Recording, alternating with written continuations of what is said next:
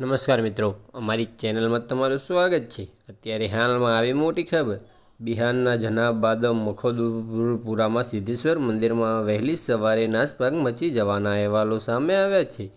આની વિગતવાર વાત કરવામાં આવે તો આ નાસભાગમાં 7 ભક્તોના મૃત્યુ પામી ગયા હતા, જ્યારે અન્ય અનેક ઘાયલ થતા હતા।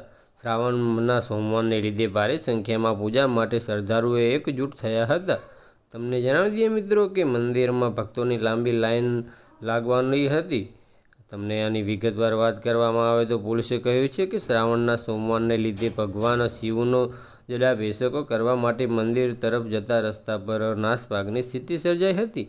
આની વિગતવાર વાત કરવામાં આવે તો તે સમયે લાઇનમાં ઊભેલા ભક્તો વચ્ચે ધક્કામુક્કી થતાં રેલિંગ તૂટી પડી અને આ દુર્ઘટના સર્જાઈ હતી। બસ આજ માટે આટલું જ, અને અમારી યુટ્યુબ ચેનલ પર નવા હોય તો લાઇક, શેર અને સબસ્ક્રાઈબ કરી દેજો। ધન્યવાદ।